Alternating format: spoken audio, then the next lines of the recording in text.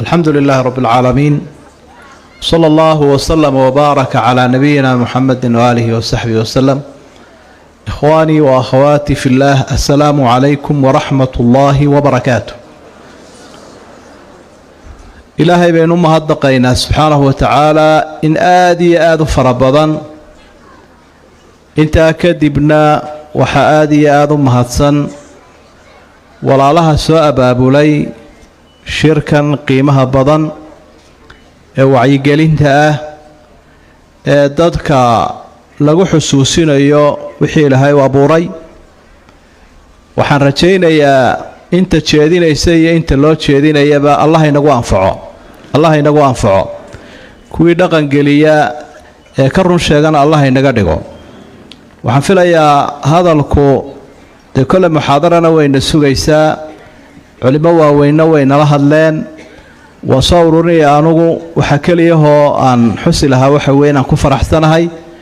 ilaahayna aan ka baryayo inuu inooga dhigo miisaanka xasanaadka inuu Ilaahay noo saaro. ciddii ka soo qayb gashay iyo ciddii wax ku darsatay arrin iyo aqoon iyo awood intaba waa inuu mahadnaqaynaa. waana waxaynaan ka maarmi karaynin. qofka muslimka qalbigiisa iyo ruuxdiisuba waxay u baahan yihiin in la wacdiyo oo la waaniyo oo aan waqtinaba ka qadin wacdiga iyo waanada. ilaahay baa wuxuu wadakir fa inna adh-dhikra tanfa'u al-mu'miniin. waanadu waxay wax u tartaa oo ay anfacdaa dadka ilaahay rumeeya iimaanka leh kuwa Allah inaga dhigo. waxaan filayaa ama aan rajayn doonaa insha Allah sahay wanaagsan inaynu goobtan ka qaadan doono, culimadana ka faa'iideysan doono. inta goobtan fadhidana waxa ka badan inta fogaan aragga ka daawanaysa adduunyada dacaladeeda kala duwan. waxaan u sheegi lahaa ama xusuusin lahaa dadka af Soomaaliga garanaya waliba dhalinyarada ah inay indhahooda u soo jeediyaan wacdigan iyo waanadan qiimaha badan culimada aqoon-yahanka ee kala duwan ay soo jeedin doonaan oo noloshooda ay ku saxaan wax badanna ay ka bedesho. saasaanaynu ku ducaysanaynaa inuu Ilaahay nagu anfaco. aad iyo aad baa u mahadsantihiin dadkiinan xaadiriinta ah. وجزاكم الله خيرا والسلام عليكم ورحمة الله وبركاته. جزاه الله خيرا شيخ در آدي يوم هتسيهي كلمة حكتنا وحن شعلها هينا أساس وكلا ويا رسولنا دويو شيخ فضيلة الشيخ الدكتور محمود أبو شيبة سودو شيخنا.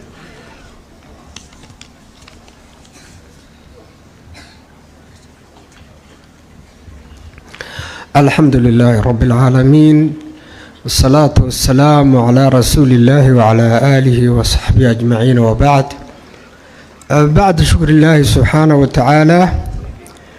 وحانو مهد علينا ولا لها أبابلي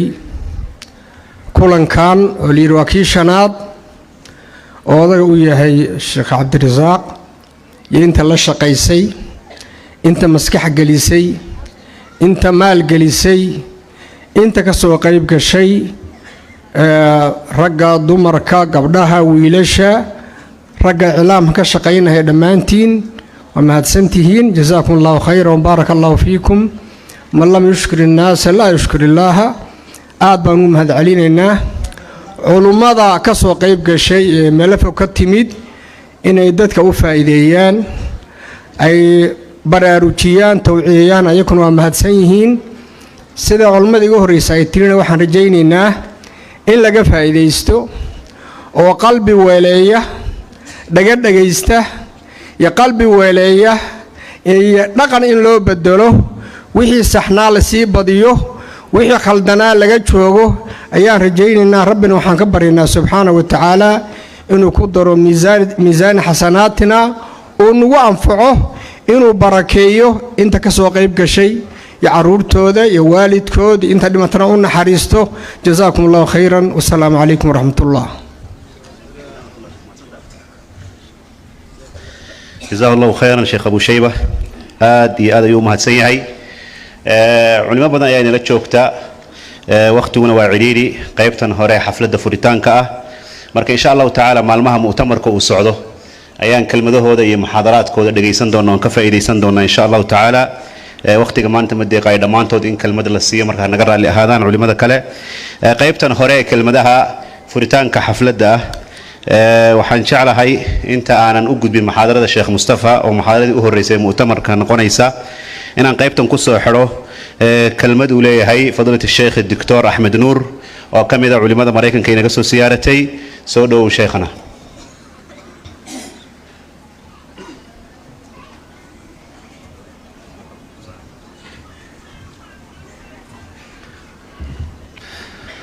الحمد لله رب العالمين والعاقبة للمتقين ولا عدوان إلا على الظالمين وأشهد أن لا إله إلا الله ولي الصالحين وأشهد أن محمدا عبده ورسوله أما بعد السلام عليكم ورحمة الله وبركاته ولا ليال مرك هوري وحنم هذه علينا إن الله سبحانه وتعالى نوكل مي قوبتان بركيسا يبيت من بيوت الله marka labaadna muasasada ansaaru sunna iyo riyaasada Sheekh Abdirazaaq Jiir oo oday u yahay iyo runtii tiimka la shaqeeya sheekha oo dad aad iyo aad intaan arkay shaqo wanaagsan oo wada ah ilaahayna waan u baryaynaa subxaanahu wa tacaala inuu acmaashooda barakeeyo miisaan alxasanaadna uu geliyo runtii ma aanan islahayn waa lagu yeerayaa وانا نحي رنتي مركان مقعيقا مغلي والله وانا نحي سببتنا وحان نحي علماء ذي وردن باجوغا اهل اميه ان عنيق اللي يستاجيو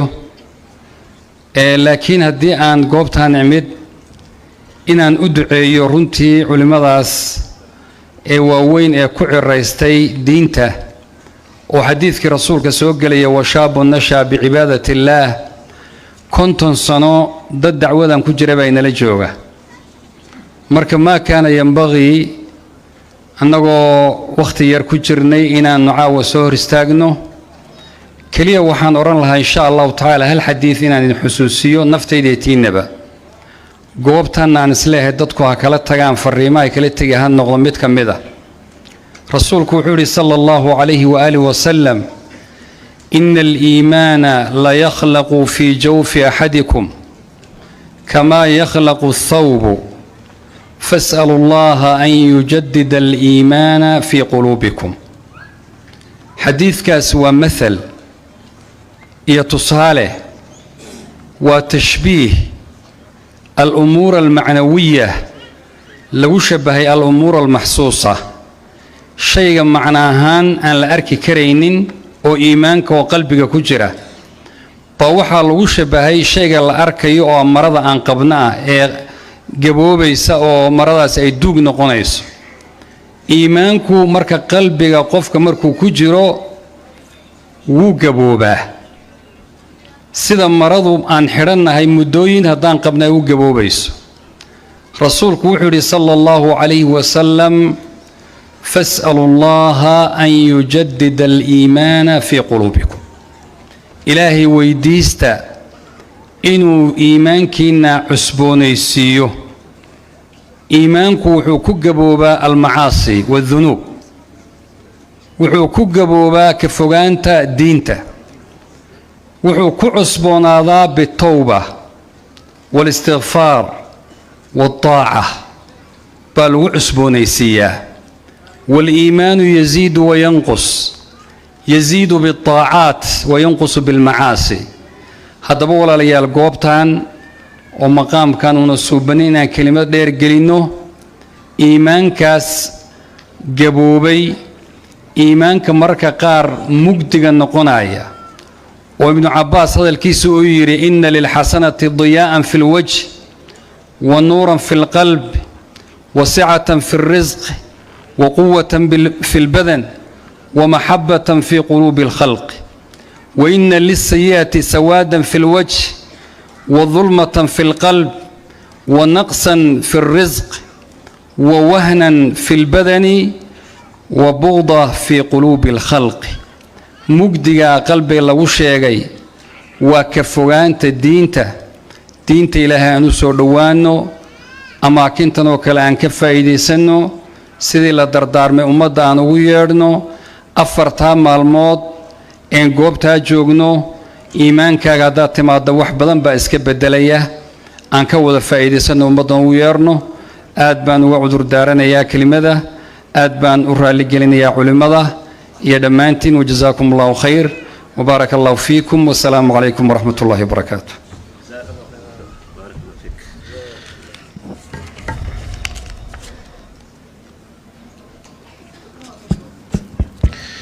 جزاه الله خيرا دكتور أحمد نور آدي آدي يوم هتسنيهي إن شاء الله تعالى كلمته فوريتان كحفلته انت اينو وجهين باذن الله تعالى محاضره الرئيسي مؤتمر الشيخ مصطفى حاج اسماعيل نوغو قرن yahay ayaan guda gali doonaa intaanan muxaadarada gelin waxaan jeclahay sheekh Cabdirashiid inaan ku soo dhaweeyo wax yar insha Allah taala kadibna muxaadarada sheekh Mustafa ayaa noo bilaabanaysa insha Allah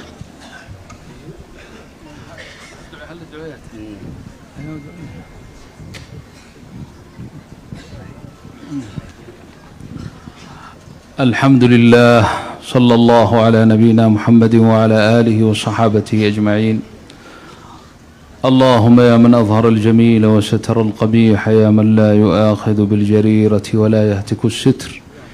يا عظيم العفو يا حسن التجاوز يا باسط اليدين بالرحمة يا واسع المغفرة يا صاحب كل نجوى ويا منتهى كل شكوى يا كريم الصفح يا عظيم المن يا مبدئ النعم قبل استحقاقها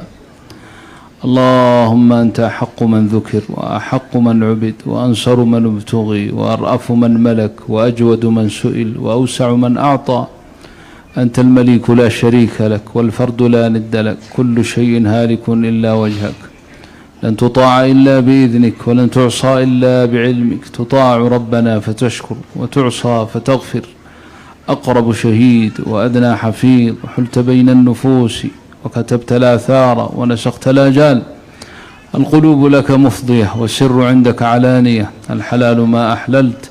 والحرام ما حرمت والدين ما شرعت والأمر ما قضيت والعباد عبادك والخلق خلقك وأنت الله الرؤوف الرحيم هو الأول قبل كل شيء والآخر بعد كل شيء هو الظاهر لا فوق شيئه وهو الباطن لا دونه شيء نسأل الله تعالى أن يغفر لنا ذنوبنا وأن يعفو عنا سيئاتنا اللهم اغفر لنا في مجمعنا هذا ولا تدع لنا ذنبا إلا غفرته ولا هما إلا فرجته ولا كربا إلا نفسته ولا مريضا إلا شفيته ولا مكروبا إلا نفست كربته ولا حاجة هي لك رضا ولنا فيها صلاح إلا قضيتها ويسرتها برحمتك يا أرحم الراحمين اقسم لنا من خشيتك ما تحول به بيننا وبين معصيتك ومن طاعتك ما تبلغنا به جنتك ومن اليقين ما تهون به علينا مصائب الدنيا ومتعنا اللهم بأسماعنا وأبصارنا وقوتنا ما أحييتنا واجعل الوارث منا واجعل ثأرنا على من ظلمنا وانصرنا على من عادانا ولا تجعل مصيبتنا في ديننا ولا تجعل الدنيا أكبر همنا ولا مبلغ علمنا ولا إلى النار مصيرنا واجعل الجنة هي دارنا ولا تسلط علينا بذنوبنا من لا يرحمنا واغفر اللهم لنا ولوالدينا وللمسلمين أجمعين بارك اللهم في هذا المجمع يا رب العالمين بارك في الحاضرين وبارك في المحاضرين وبارك في كل من قام به يا رب العالمين اللهم لا تدع أحدا ممن حضر في هذا المجمع وممن شاهده عن بعد إلا وزدت في إيمانه اللهم زد في إيمانه وزد في تقاه وزد في صلاحه واجعلنا في هذا الاجتماع مباركين واجعل بعدنا انطلاقنا منه معصومين ولا تجعل فينا ولا منا ولا معنا شقيا ولا محرومين احفظنا بالإسلام قاعدين واحفظنا بالإسلام راقدين واحفظنا بالإسلام قائمين ولا تشمت بنا عدوا ولا حاسدين اغفر اللهم لنا ولوالدينا وللمسلمين أجمعين وصلى الله على نبينا محمد وعلى آله وصحابته أجمعين والحمد لله رب العالمين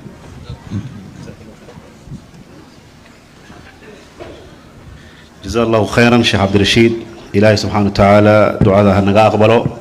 محاضرة الرئيسي مؤتمرك أيان هدنا قد قلينا إن شاء الله تعالى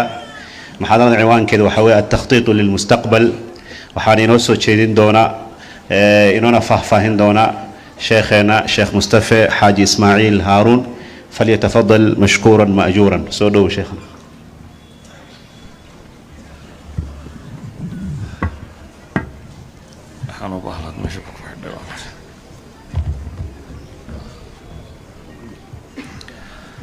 بسم الله والحمد لله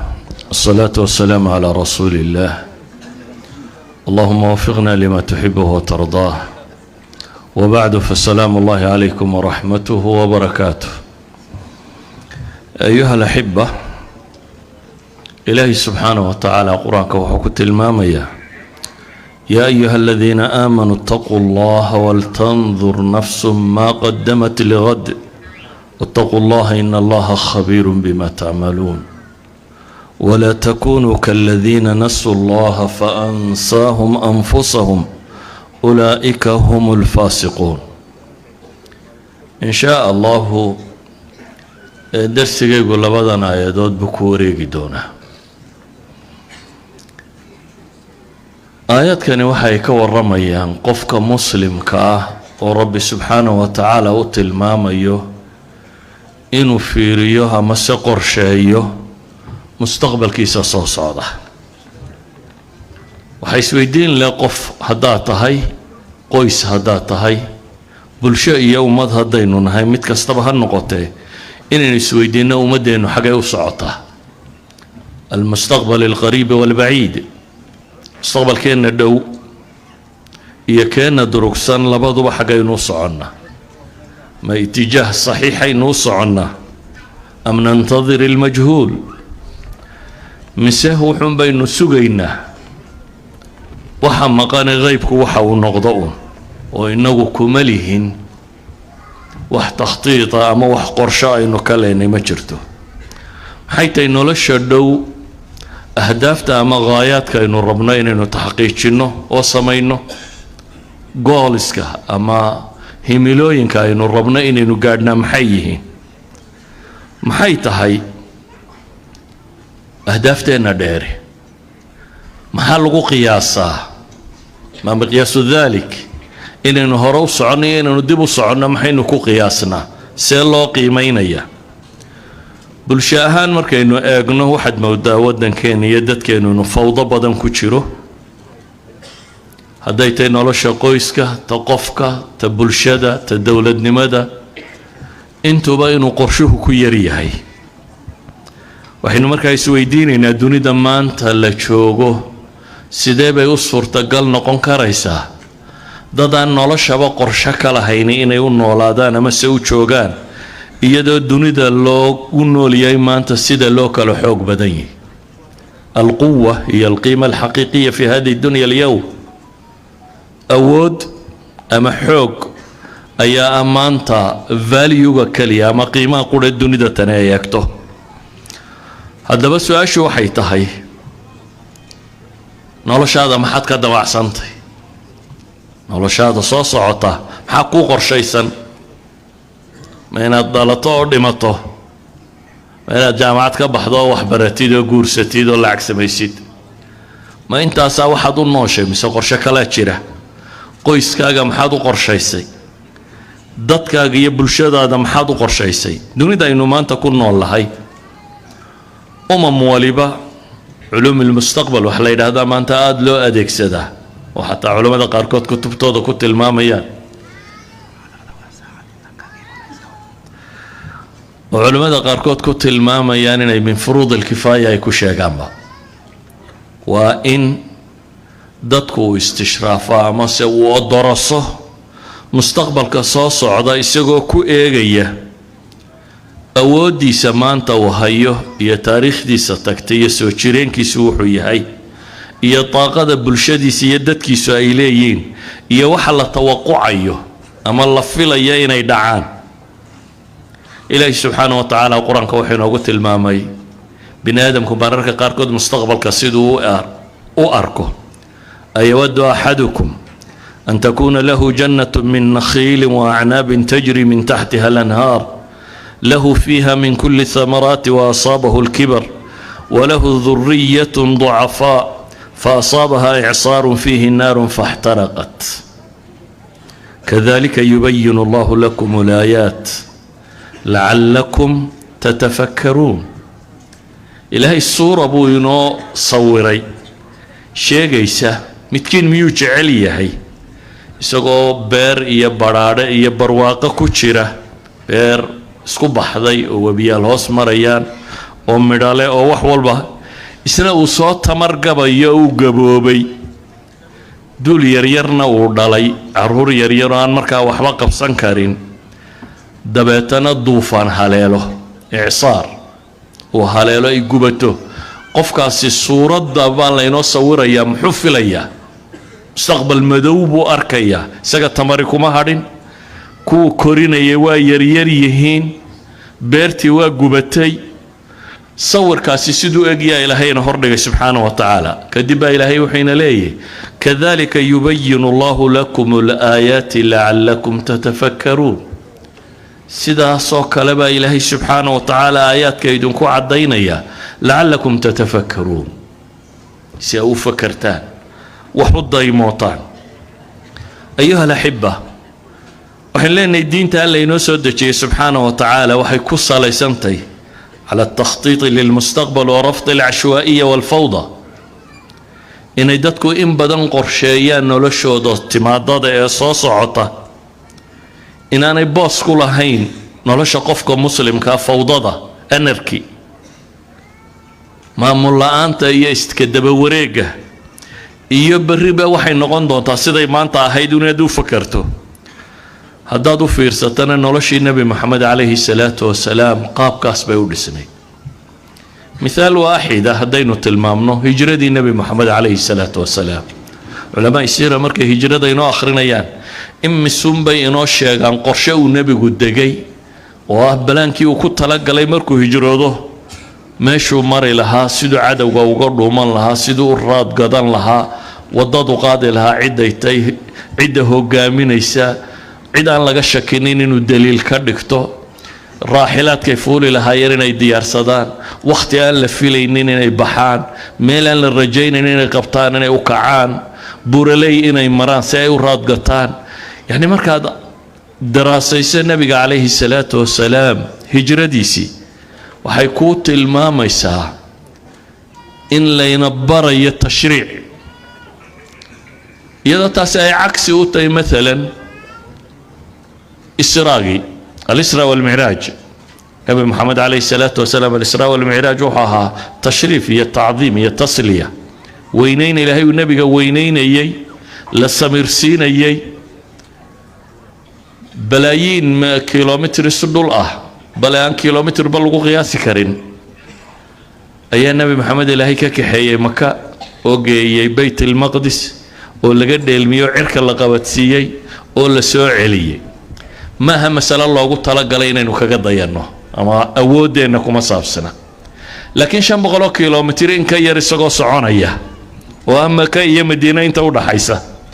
waa less than 500 kilometers 500 kilomitir bay ka yartay ayaa ilaahay subxaanahu wa tacaala nabiga waxa lagu ilhaamiyay khitati uu halka ku gaari lahaa iyo inta ay qaadatay iyo muddo 14 cashaa in la lugeynayay oo waxa soo dhiba laga marayay taas ba takhdiidkeeda leh tan waa litashriic tii hore litashriif bay ahayd israaga iyo micraajkiga kuwa kane ama tani waa litashriic walidalik baa nabiga calayhi salaatu wasalaam waxaynu dareemaynaa qorshihiisa uu degayay sida uu ahaayee waxyiguna hagayay xataa caalamka iyo waxa ka socda sida ula socdeen oo labadii dawladood ee waaweynaa iyo dagaalkii ka dhex socday ilaahay subxaanahu wa tacaala qur-aanka ugaga warramayo iyo ogaalka uu nebigu ogaa calayhi salaatu wasalaam xataa saxaabadiisa markuu rabay inuu u diro ardi alxabasha inuu dareemaya amase warkaa uu hayay in xaggani ka cadaalad badantay labadan dawladood iyo intaan agagaarka joogto oo dhan dawladdaasi ka tirsan dhulka xabashidu inay ka cadaalad badantay waxaasoo dhamme waa wax tilmaamaya inaanay muslimiintii hore dad ghaafiliina ahayn ama dad iska socda ama dad uun suga mustaqbalku waxa uu noqonayo bale xadiis qaarkood baa waxay noo tilmaamayaan waxyaabaha wax lagu qiimeeyo markaad mustaqbalka qorshe loo degayo ugu weyn waxa ka mid ah al-ihsaa'iyaat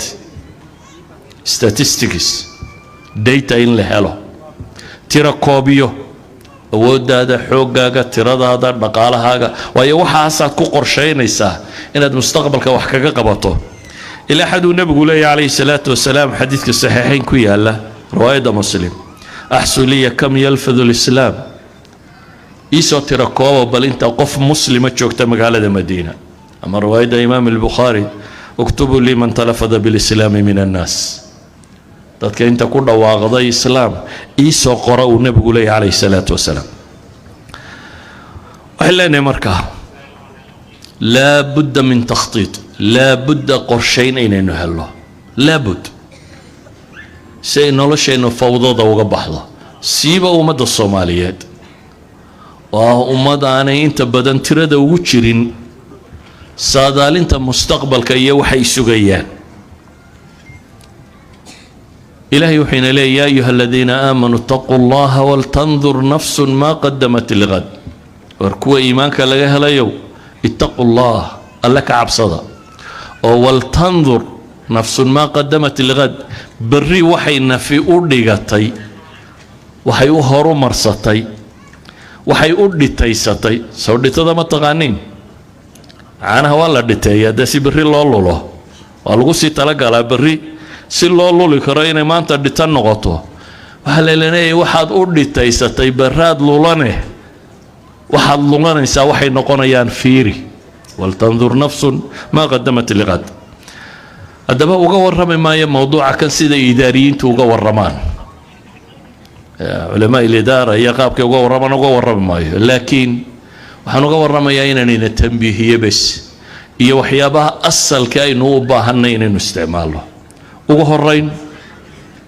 ilaahay wuxuu ku baraarujiyo inoogu bilaabay yaa ayuha aladiina aamanuu ittaquu llah.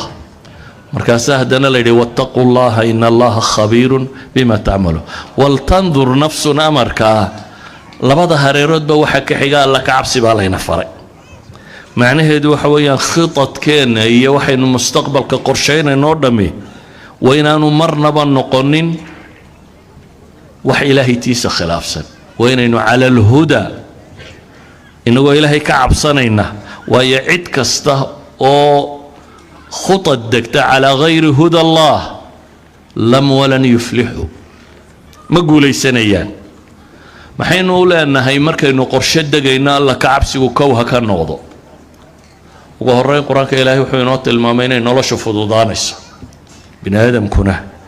waxa uu jecel yahay uu rajaynaya waa inay wax u fududaadaan, xataa hadduu qabanayo inuu si fudud u qabto. waman yattaqi illaha yajcal lahu min amrihi yusran baa ilaah yidhi. ciddii ilaahay ka cabsata arrinka alle waa u fudaydinaya. waxaynu rabnaa khudada u degaynoo dhammi waa nolosha inaynu si fudud u noolaan karno. ilaahayna wuxuu inoo ballan qaaday ciddii ilaahay subxaana wa tacaala cabsidiisiiyo ka dhowrsata naartiisa in alle dadka u fudaydinayo. waxaa markaa qorshe la degaya lagu talagalaa riskiska jira. waxaad adigu rabto qudhan lagama hadlee, waxaa laga hadlaa maxaa dhib kugu xeeran, maxaa kaa hor iman kara, maxaa dhici kara, maxaa isbeddel iman kara, maxaa caqabad kugu noqon kara. qur-aanka ilaahay wuxuu inoogu tilmaamayaa alla ka cabsigu inuu masaa'ilkaana makhraju yahay. riskiga ama caqabaadka kaa hor imanaya qaabka loo daweeya inay ka mid tahay waman yattaqi illaaha yajcal lahu makhraja wayarzuqhu min xaysu laa yaxtasib. ciddii alle ka dhowrsata in alle subxaana wa tacaala problemska iyo mashaakilka makhraj uga samaynayo, way out, meeluu ka baxo inuu helayo. qorshuhu wuxuu u baahan yahay in ilaahay subxaana wa tacaala ku hanuuniyo, samaha kugu hanuuniyo ama aqoon. waxaa qur-aanka ilaahay inoogu tilmaamaya wattaquu llaha wayucallimukum allah wallahu bikulli shayin caliim. saa ogeed ayuha alaxiba, waxaa layna barayaa inuu qorshaheenna ka horeeyo alla ka cabsigu. dadka maanta in badan oo ka mida dadka ummadda qorshaha u degta, 5 sane soo socda maxaa la qaban, 10 sane soo socda maxaa la qaban, 20 sane soo socda maxaa la yeeli. waxaynu u badannay inaan masaa'ilkan inooguba jirin tirada, inaanay ku jirin dhaatada aynu soo urursanay aynu rabno inaynu wax ku baysgarayno ama ku dhisno. haddii alla ka cabsigu uu horeeyo waxaad helaysaa basiira aad ku kala aragto mustaqbalka dheer in ilaahay subxaana wa tacaala toojka ku wiifiyo. sida ogeed baa ilaahay qur-aanka wuxuu ku tilmaamaya in tattaquu allaha yajcal lakum furqaana ilaahay haddaa ka dhowrsataan oo la kacabsigu uu yahay main pointkiina ilaahay subxaana wa tacaala wuxuu idin yeelayaa furqaan bayna alxaqi waalbaatil waxaa xaq iyo baatil ku kala socdaan ama waxaa ku kala socdaan sawaabka iyo maxay iyo khata'a ama waxaa ku kala socdaan sharka iyo khayrka baa helaysaan baa rabbi tilmaamaya subxaana wa tacaala waxaan ku gabagabaynayaa mas'alada tan waxaad helaysaa ilaahay kaalmadii wattaquu allaha waaclamuu ana allaha maca almuttaqiin ilaahay kaalmadiiyo inuu ku waafajiyo sida sawaabku ku jiro idan koo waxaan leenahay ilaahay wuxuu ina yidhi yaa ayuha aladiina aamanuu ittaquu allaha waltandur nafsun maa qadamat ligad alle cabsidii baa layna faray marka hore kadib baa layna yidhi khudadiinana degsada eega berri waxaa u horumarsanaysaa qodobka labaad aan tilmaamayaa wuxuu yahay khudadka dadka muslimiinta ay degayaan hadduu qof yahay iyo hadduu ka badan yahayba waa inuu noqdaa maxay bacd allahi subxaanaه wa tacaala alictimaadu cala nafs laa cala alghayr laa cala alaakhar caalamka maanta rag baa waxay go-aansadeen inay iyagoo awsiya u noqdaan inay yihiinuun haddaan iyagu ku gardaadin inaad horu maraynin waxna kama jiraan dowladaha yaryar iyo dadka masaakiinta iyo caynkani waxay in badan eegaan almujtamaci duwali muxuu inaga qabaa dowladaha waaweyne siday qorshaheenna u arkayaan ilaahay wuxuu inala tilmaamayaa alla ka cabso oo no qorsheeya nebiguna wuxuu leeyahy ixris calaa maa yanfacuk wastacin billaahi walaa tacjis ku dadaal waxa ku anfacaya fi dunya walaakhira ilaahayna kaalmayso oo rabbi ha noqdo cidaad ku tiirsanaysaa hana caajisin ay laa tactamid cala alasbaab watagfil can rabbik walaa tarkanuu ila aladiina dalamuu kuwaa ha u weecanina dhankooda markaynu masaladan ka hadlayno ugu horreyn waa inaynu garannaa meel firaaqa ama deganin caalam iska bannaan oo adiga qorshahagu soconaya waxaad qorshaysaa ma deganin waxaynu degannahay duni masaalixda iyo ahdaaftu ay mutadaarib tahay duni iska soo wada horjeeda oo nin waliba maslaxadiisa iyo dantiisa ilaashanayo waxaynu joognaa meel si loo gaadho cid waliba maslaxadeeda iyo hadafkeeda awooddeedoo dhan ay isticmaasho waxay dhahdaan kuwa xoogga badan leh ee maanta dunida qaybta badan waxay u arkayaan horumarkoodu inuu ku xidhan yahay dib u dhaca ummadaha saddexaad siiba ummadda muslimka saa daraaddeed qorshahooda waxaa ka mid a inaad adigu weligaa horumarin inaad horumarin baa qorshahooda ka mid ah walidaalik ayaa hay-aadkooda dhabta ahi waxay fuliyaan waxaa ka mid a waxaa la yidhaha siyaasatu takhriib subversion in la qaso ummadaha inta kale idan waxaan leenahay meel baynu fadhinaa aynu rabno inaynu horumar samayno ama ummad noqonno ama dad noqonno ama dowlad noqonno laakiin waxaa kugu xeeran cid aan ogolayn inaad waxaasi samayso subversionku almukhaabaraat alcaalamiya waa waxa ugu badanee loo dhigo saa ummad loo hagardaameeyo saa dad loo dumiyo waxay yidhahdaan ummad kastoo saddex shay loo sameeyaa horumar ka dheer waa halkeeday nagaanaysaa saddexda shay waa maxay waxay yidhahdaan ixbaad demoralization in dadka lagu qanciyo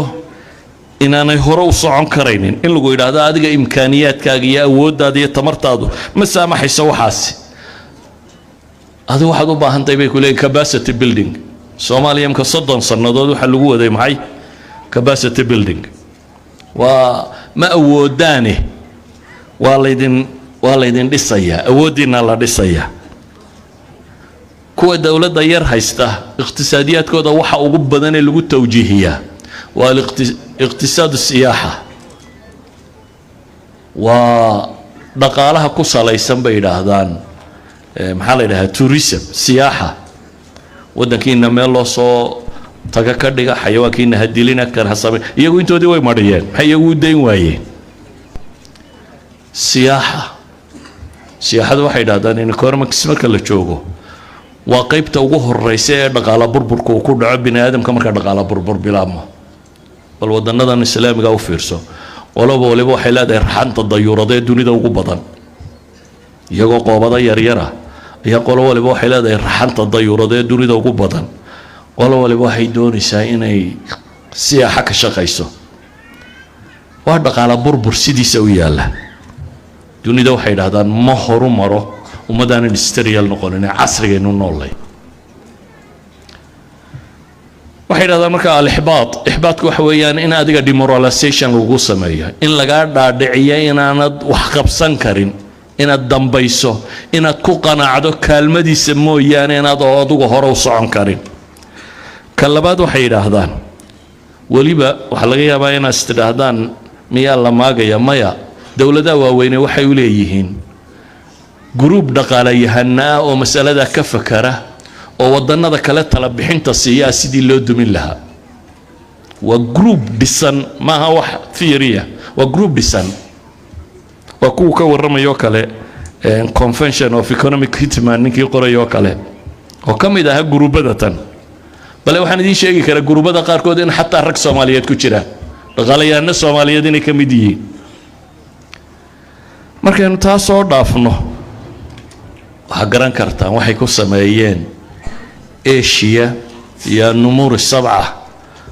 dowladii la lahaa waa tigerska ama shabeellada toddobada ah hal dowlada baa tala bixintoodii diiday iyadoo qura badbaaday intii taladoodii aqbashay waa la waayay Malaysia qura diiday tala bixintii Western ku bixinayay way guuleysatay mushkiladda way ka baxday lixdii qaatayna way jabeen shayga labaad ay sameeyaan ee subversion ka ahi waxay yidhahdaan waa zaczacatu istiqraar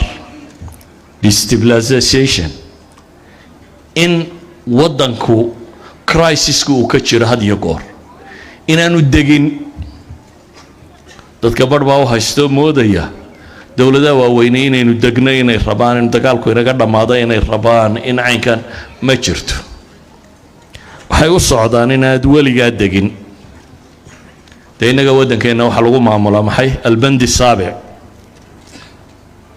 bandiga toddobaad ee United Nationska xeerkiisa ah bandu saabic macnihiisu waa maxay waa qofku isma maamuli kare hal la maamulo qofku isma maamuli kare ilma yara caruurta aabihi markuu dhinto maxaa la yiraahdaa xoolihiisa ma maamulan kare wuxuu u baahan yahay maxay wasiy cid maamusha oo meel gaarsiisa bandiga kani wuxuu qorayaa waa intaa askar ma yeelan karaan oo istilayaan qoriya ayaan laga iibinin dowladnimada xeebtooda ma ilaashan karaan cid kale ha way ilaaliso wax kasta soo qabo waxa ma samayn kartid ilaa iyo ogolaada mooyaane adiga ciidan kale lagu duldhigo wax kale waxaan ma aha jacayl lagu qabo ee waa destabilization waa inaad ku jirto inaad weligaa soo kicin Soomaaliya meelaha yar nabadu ka jiraan waa meelaha laga yaabo inaan iyaga askartoodu imanin iyo inta iyaga la socota aanay ku badnayn kole kama madhnee ayaa inta nabadu ka jirto qodobka saddexaad ee subversion theory uu tilmaamaa waxa weeyaan waa waxay dhahaan crisis normalization tatbiic al-azma qofku marka dambe balaayada waa inuu arkaa inay nolosha ka mid tahay halkay Soomaalida la gaarsiiyay weeyaan qofka Soomaaliga in wax badan iba jiraan ma arko maalinta qarax yar dhacaw isdhaa wallahi dhib baa soo korodhay laakiin wuu la qabsaday wuxuu bartay inuu la noolaan karo dhibta dabeetana waxay dhahdaan crisis normalization qofka hadii la gaarsiiyo dhibta inuu la noolaan karo haduu gaadho waa halkii la rabay Ilaahi subhanahu wa ta'ala quraanka in badan buu dadkan kaga digay waxaan tilmaamaynaa ma aha wax wada tilmaamayo waa waxay istiraatiijiyad caalamku dhigaan مثلا أحجر بوغو قرين نين جاينيسا لبكون يشنبغلو السندات كهر نولا السند زوبا ليدا هذا وفيلسوف جنرال الله بوغيسو وويرا كوبا وحن في لي لح بقولي دور ستيتمنت او كوبا انه يحي علماء الاستراتيجيه الدنيا الدراسه سودان با لو دغا ميليتريغا الدنيا دودان با لو دغا وكلمات كوبا oo ninka kani marka waa nin philosoph ah faniga استراتيجيغana looga dambeeyo waxa uu yiraahdaa in ikhdaa' العدو من دون قتال هو ارفع امتياز بيدا adawga inaad jabiso oo ku hoos yimaado adigoo aan la diriirin waa heerka ugu sarreeyay la gaadho buu yiri wal amal al askari huwa aqall turuq jawdatan li ikhdaa' al adu buu yiri military inaad cid u jabisana waa qaabka ugu hooseeya cadow loo jabiyo buu leeyahay yani inaad ciidan iyo hub iyo dagaal ku jabisa waa qaabka ugu liitaba waa farsamada ugu liidata laakiin farsamada u sarreysa waa maxay inaad ninka jabiso adigoo aan dagaalamin adoon askari kaaga dhiman ama waxba kaaga dhiman inaad jabin karto walidaalika wuxuu tilmaamaa in al-a'zama bayna al-qaada laysa al-muntasir fi 100 ma'raka bal dhalika alladhi la yahtaju itlaqan ila al-qital liyantasir haliyayga ama geesiga weyn hogaamiye ay laga dambeyn karaa ma aha buu yiri ninka 100 goobood guuleysta ee waa ninka aan dagaalba u baahan si uu guuleysto ninka aan dagaalku u baahanin si uu guuleysto waxaan qadiyadan u tilmaamayaa marka waxay tahay ilaahay wuxuu leeyahay yaa ayyuhalladina aamanu taqullah wal tanzur nafsun ma qaddamat lighad al-i'timaad ala nafsi hadaynu yeelan kari weyno oo cid kale inoo dejiso khudadkeena iyo road mapka iyo meeshaynu marayno abid guuleysan maysid waxaad guuleysan kartaa iyo qura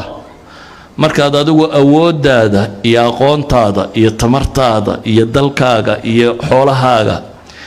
iyo dhulkaaga waxa ku jira ama kor saaran markaad adigu ku xisaabtanto ee adigu taas aad blangaraysato waad guuleysan kartaa ama cid kale ay wanaajinaysa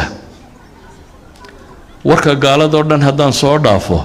ilaahay kitaabka quraanka ee soo degay 1400 sanadood wuxuu inagu leeyahay ما يود الذين كفروا من أهل الكتاب ولا المشركين أن ينزل عليكم من خير من ربكم والله يختص برحمته من يشاء والله ذو الفضل العظيم ما تشعل ربي ليه كوا قال ذا يا أهل الكتاب يا مشركين بس قدر كوا قال ذا ما تشعل أن ينزل عليكم من خير من ربكم حق علينا خير كهشان ما هينا يجو خير كفسيان حق الربين خير دين كي ما دام تشعل با إلهي سبحانه وتعالى إذا مدان تشعلين أنا حق الرب خير كهشو أيها يسقول لك يس خير كاسين يا هدات رميسته واتشبطا واحد كم تهاي كل صوت المامي يجو ملا وقبياقي الصومالية دي شيء جي بعد ذا نبى كل الداية دالنا كابضانه وان دونين إناد هشان داينا بتكايه دتكون مودي دول وضر شون وحد حصانين حنين الصومالية دون الصومالية دو كله تلمامي لكن حقيقة وحوية وقوة كان كون بنوع كانوا فكرية محمد كائن الصارم خطة إنه دقي إنه وين بطانات كرر قلبات كأيه وحلا الصعدان مكبحسن هذا إلهي بوحل يا أيها الذين آمنوا لا تتخذوا بطانة من دونكم لا يألونكم خبالا ودوا ما عنتم قد بدت البغضاء من أفواههم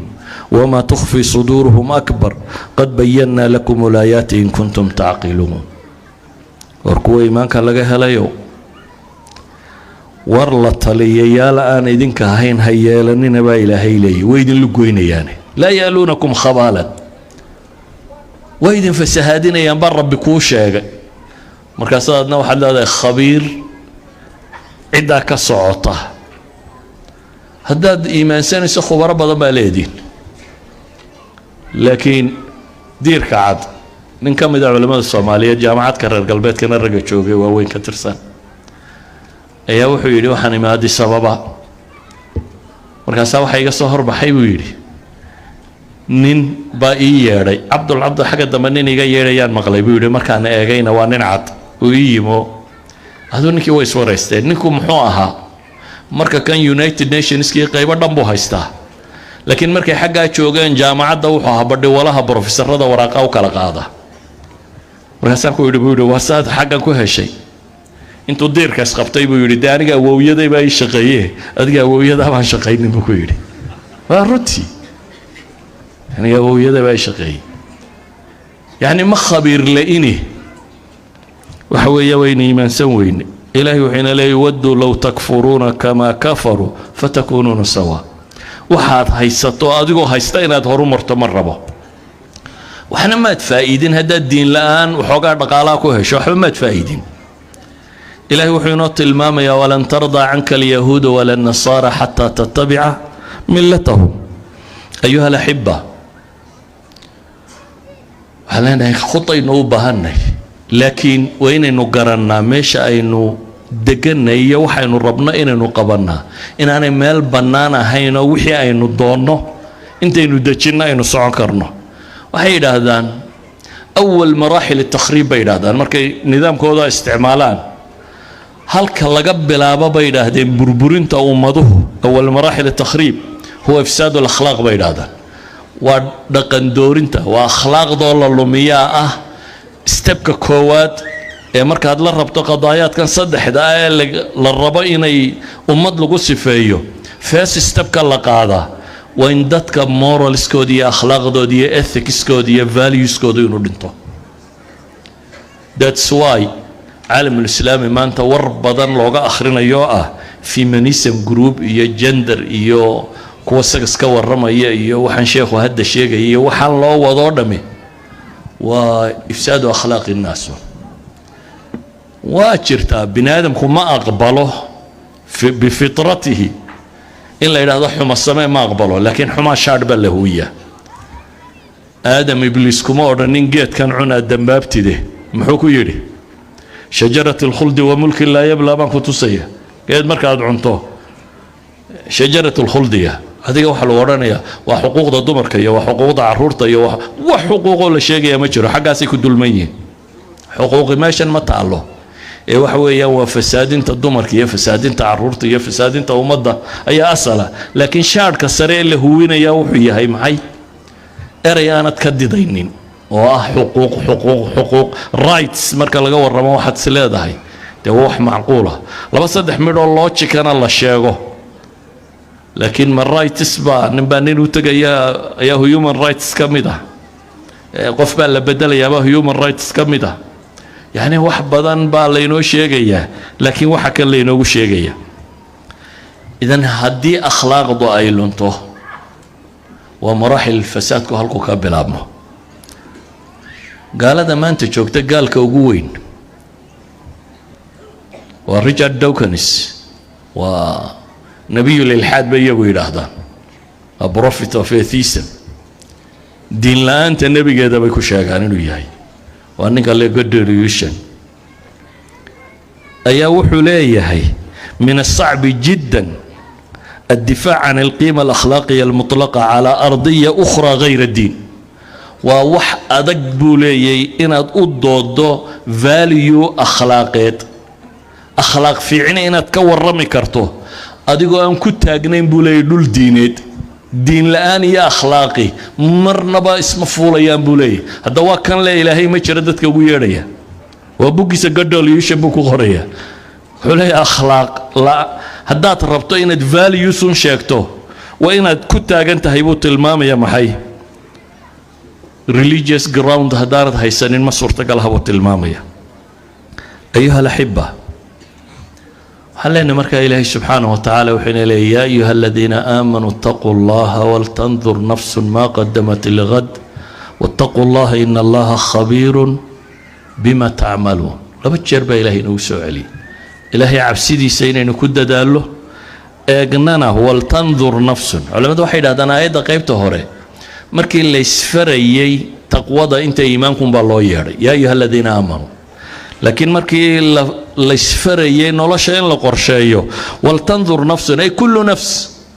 nafiha eegtabaa la yidhi marka waxay idhaahdaan النداء بالتقوى ولخصوص المؤمنين بيت الماما وهي يقوم بمنتفعين والأمر بالنظر لعموم كل نفس نفها اكتبا إلى هيدي ما قدمت الغد بري وحظهر مرصته الغد بريدا دوا نقون كرا بريدا دروك سنة ونقون كرا وحكادم بيودمي وبريتو وحكادم بيودمي وبريتو إن الله خبير بما تعملون إلهي وقنوقي هي وحا سمين إنسان قصدك كاليدين هي بواطنتين هي ظواهرتين نبر ربي وأوقي سبحانه وتعالى وحا هو بالا مركة الدنيا آخرة أيين هريا الله الدنيا آخرة اسم الله اسكو قيمنا معها isku riski isku mashkiladna maaha taasi waxay u baahan tahay marka wax la qorsheynayo keeba mudnaanta leh yani markaad qorshe degayso nolosha waxaad qaban doontaa priorities baa kala jira waxbaad kala horraysiinaysaa siday u kala weyn yihiin u kala muhiimsan yihiin baad u kala horraysiinaysaa qorshaheena waa inuu u weynaadaa qorshaha aakhiro dabeetana qorshaha adduunyo marka leena waa inuu u weynaadaa qorshaha aakhiro qofka muslimka ah ee siyaasiga ah ugu horreyn waa inuu ka fekeraa ummaddan say aakhiro naar uga baxsan lahayd jannana u geli lahayd waayo that's the most important thing waa waxa ugu muhiimsan ee aad dad u qabatid ثانيا baad isweydiinaysaa taa sida loo gaadhayo ee adduunkan inta la joogana si aan loo kadeedmeyn ee adduunkana nolol fiican loogu noolaan lahaa waxaan leenahay marka aynu qorshe dejinayno waa inuu priorities ku kala horeeyaan weliba waxaa hubanti ah haddii qorshaha dambe ee aakhiro uu noqdo ka muhiimadda leh ka adduunyana automatically inuu hagaagayo waayo aakhiro laguma gaadho adduunka kharibkiisa aakhiro waxa iyadana lagu tagay ku islaaxdaa maxay adduunkan islaaxintiisa tanba masraca u ah marka ugu horeyn waa inaynu aad uga fakarnaa ilaahay wuxuu leeyahay yawma tajidu kullu nafsin ma camilat min khayrin muhdara wama camilat min suu'in tawaddu law anna baynaha wa baynahu amadan bacida wayuxadirukum allahu nafsah wallahu ra'uufun bilcibaad faman yacmal mithqaala daratin khayran yarah ومن يعمل مثقال ذرة شرا يره قرشها كواد وينو كجرا wax kasto aad samayso baraad la kulmaysaay muxuu yahay jawaabtaadu wax kasto aad samayso adduunkan aad qabato wax kasto aad qabato amal kasto ka soo fula baraad la kulmaysaa ee maxay tahay jawaabteedu sida awgeed ayuu nabigu calayhi salaatu wasalaam dhallinyaro la talinaya nin dhallinyaro ah inagu dhallinyarada markaynu la talinayna maxaynu ku nidhaahnaa dad nin dhallinyaro aragto waxbaro nin noqo xoogso guurso shaqayso soo kama ha taladeenu talada ugu badan ee dadku waa in dhow unbay dadku arkaan maca kuwan ay yidhaahdaan indheer garad indheer ma arkaan in dhow bay arkaan dadku waa wada indhow garad buu badan yahay waxaynu ilmahaaga qorshaha ku yaala muxuu yahay koowaad iskuul dhigo jaamacad ka bax guurso nin noqo taa waxaad ogoshahay inaad ku bixiso maxay waxay u baahantoo dhan baad diyaar ula tahay waxay u baahantoo dhan baad maxay ula tahay ayaad diyaarinaysaa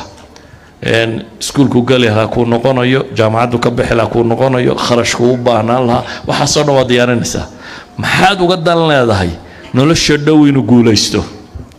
beritaad injineer noqon ama dhakhtar noqon ama saan noqon ama ka noqon marka qorshahaagu wuxuu badayay ma diyaarinay dhammaanteen isku keen dar wadaad iyo wabiin bay keen raaceen intaa in leeg ma gelinaa aakhiro si uu qofku u guulaysto aakhiro si uu qofku u guulaysto programkaynu degaynaa ma ku jirtaa intaa in leegoo investment ahay bal wax kalaba ha dambeeyaane maya waxaa kugu adag macallinka qur-aanka dhiga $20 la siiyo war kuwa malcaamadooda waa qaali baa taagantay laakiin waad ogashay jaamacadda dhowrka kun inaad bixiso ee uu dhakhtarnimada ka baranayo waayo tan dhow qorshahay kuugu jirtaa oo aad baad u qorshaynaysa nabi moxamed calayhi salaatu wasalaam cabdillaahi ibnu cumar oo nin dhallinyaro ah buu la talinaya garabka intuu ka dhirbahay xadiidkaa taqaaniin ee bukhaari ku yaalla kun fi dunya kaannaka gariib aw cabiri sabiil waa nin dhallinyaro ah waryaa xoogso lama odhan oo nin noqo oo guurso oo kan sameeyo xoolo dhaqo laakiin waxaa la ogyahay hadduu ta dambe fikraddeeda qabo tan hore inay islaaxayso saa daraaddeed buu nebigu wuxuu ku yidhi kun fi dunyaa kaannaka gariib adduunkan waxaad ku ahaataa sidii qof maxay gariiba stranger qof aan meesha u dhalanin ama waxaad noqotaa maxay aw cabiri sabiil qof musaafira qofkaas inta uu ka fakaro inuu meeshaa joogo ama qorshuhu u dejiyo qorshe leegu deji marka xooggaaga iyo xoolahaaga iyo qorshahaaga xooggan xaggaad u dejinaysaa ta dambaad u dejinaysaa inaad ta dambe horraysiiso ayaa muhiima si awgeed ayuha alaxiba waxay leenahay nolosha khuda kama maaranto laabud min takhtiid lilmustaqbal laakiin takhtiidkeennu sawaa mid siyaasi ha noqdo mid dhaqaale ha noqdo mid bulsheed ha noqdo oo ummaddu leedahay ama adigu naftaadu aad leedahay ama qoyskaagu uu leeyahay wuxuu u baahan yahay inaad qorshayso qorshahaagana priority-ga koowaad inuu noqdo quu anfusakum waahliikum naaran waquuduha annaasu walxijaara ilahi wuxuu leeyahay ya ayuha aladiina aamanuu kuwa iimaanka laga helayo quu anfusakum waahliikum naara war naftiina iyo ehelkiinaba naar ka ilaaliya waa layna og yahay inaynu tanso ka jecelnahay kalaa bal tuxibuuna alcaajila watadaruuna alaakhira ilaahay wuxuu leeyahay tan dhow baa jeceshiin aakhirana inta badan waa ka tegaysaan laakiin bahasha cagsiyaa laynoo tilmaamaya ta aad qorshahaaga ugu muhiimsan u degayso qur-aanku wuxuu inoo tilmaamaya dadka aqoonta leh markay talinayeen waxay tilmaamayeen ninkii qaaruuna xoolaha badan soo helay maxaa lagu yidhi wabtaqi fii ma aataaka allaahu addaara alaakhira war wixii ilaahay ku siiyey nolosha aakhiro ku baadigoob ku raadcee walaa tansa nasiibaka min addunya adduunkanna dheeftaada ha ilaamin baa la leeyahy yacni priority-gu ama mudnaanta waxaa le maxay aakhira la leeyahay adduunkaaga ku raadcee waa laga yaabaa inagu xoolaha waxaad u dhaqaysaa aada magac yeelatid guri weyn aad dhisatid xoolaha ma u dhaqataa inaad guri weyn jannada ka hesho mise gurigan aad ku jirtaa cidhiidhi iyo fikradda koowaad waxa weeyaan inaad ka beddesho waxaa laynoo tilmaamayaa aakhiro inay mudnaanta yeelato waxsin kama axsana allahu ilayk adduunkana ha ilaabin baa la yidhi si alle subxaana wa tacaala uu kuu wanaajiyeyna u wanaag fal aayadda ku xigta ilaahay wuxuu inooga digayaa subxaana wa tacaala kuwo qorshe ka gedisan iyagu maray qorshahaynu sheegayna aynu leenahay priority-ga waa inuu aakhira yeelataa markaad road mapka aad marayso iyo waxa aad qorshaynayso kuwa iyagu taa dabarogay baa ilaahay tilmaamay waa aayadda ku xigta marka aayadda hore amar bay ahayd tanna waa nahyi walaa takunuu kaaladiina nasuu llaha faansaahum anfusahum ulaa'ika hum alfaasiquun ha la mid noqonina baa ilaahay leeyay sidii kuwii alle ilaabay qorshaha uguma jiro ilaahay subxaana wa tacaala iyo cabsidiisa iyo aakhira iyo kani qorshaha uguma jirto ee maxaa qorshahooda ku jira adduunkan siday wax uga noqon lahaayeen baa ku jira sawgeed baa ilaahay wuxuu ina leeyahy walaa takunuu kaaladiina nasuu llah kuwan maxaa ku dhaca fa ansaahum anfusahum toodaa ilaahay ilowsiiyaa bini aadamka maanta dunida ku nooli material buu dhisay technology-ga oo dhammi waa material buu ka warramaya laakiin bini aadamkii waa la dhisi kari laaya wuu sii baaba'aya technology-gu wuu sii horu marayaa bini aadamkuna maxay wuu sii dib socdaa dhaqan ahaan akhlaaq ahaan caqiide ahaan dadnimo ahaan wuu sii bahaloobayaa bini aadamka dunida jooga bini aadamka dunida jooga dal dhan baa waxa loo baabiinaya in yaroo dhaqaalaha in laga helo dan kale iyadoo aan laga lahayn shidaalkiisa la boobo ama waxoogaa macdan oo ku qarsoon la soo qaato idan wuu sii bahaloobayaa marka wixii naftooda dani ugu jirta la ilowsiiyey ama ay ka tageen fa ansaahum anfusahum ulaa'ika humul faasiquun kuwa layna yidhi ha la mid noqonina waa kuwee المنافقون والمنافقات بعضهم من بعض يأمرون بالمنكر وينهون عن المعروف ويغضون أيديهم نسوا الله فنسيهم كوا مسألة كسي فيسني كوا نفتود إلا با إلهينا تود إلا وسيي إلهي إلا با إلهينا نفتود إلا وسيي ومنافقين با إلهي تلمامية اليهود والنصارى في سورة المائدة آية صدحي تبنادي أفيرا تبنادي اسكحيقا قال أول با إلهي وحولي ونسوا حظا مما ذكروا فاليوم ننساهم كما نسوا لقاء يومهم هذا في سورة الأعراف إلهي كتل مامية إذن أيها الأحبة كوي قرشه هذا آخر أبو الريد قرآنكم حكوت المامية قالوا إنا كنا قبل في أهلنا مشفقين فمن الله علينا ووقانا عذاب السموم كوي جنة قالي وحيلين إنا كنا قبل في أهلنا مشفقين دوني ده مركانو جوجنا بحسابتنا وجرتي الله كعبسه مركانو ريرها يجدت كي يجلس جوجني أيانو إلهي كعبسنا سبحانه وتعالى سدا وجدنا فمن الله علينا ووقانا عذاب السموم إنا كنا من قبل ندعوه إنه هو البر الرحيم كوي قرشها سكحهم ماضينا آخره إلهي وحنا قلت المامي قال إن وردنا يا ليتني قدمت لحياتي يا ليتني قدمت لحياتي نقول الشيء ده ما هو حوار مرصده أيها الأحبة وحنفلها يا وقتي سلا دينا قاعدي وانقبي قبينيا قد الله إذا ضاق قيبتك على وقتك لا كورمي ها آيات كان كسو كوبيا كو نولش قرشا الآن ما صعته سيرة النبي محمد عليه الصلاة والسلام يدقن كيسي بناينا بريا دينتنا إنا فريسة إلهينا وحينا لي والمستقبل كينا إيجا مستقبل كاين لإيجا وحي وباهنت بين ليني كو الله كعبسي لبا وحي وباهنت بين ليني إني نكدد ما ينفعنا في الدنيا والآخرة وإننا عاجزين صدح وحي وباهنت هاي إني دنيا والله سلومنا يايه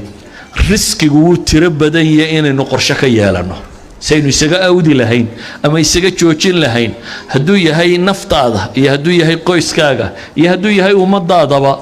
riskigaa taagan saad isaga awdi lahayd afar waxaynu u baahanay inaynu eegno mustaqbalka dheer inaynu mudnaanta koowaad siino mustaqbalka dhow iyo mudnaantiisana haddaynu waqti helo waqti kaleynu ka warramay sala allahu ala nabiyina muxamedin wala alihi wasaxbihi wasalam walxamdu lilaahi rabbi alcaalamiin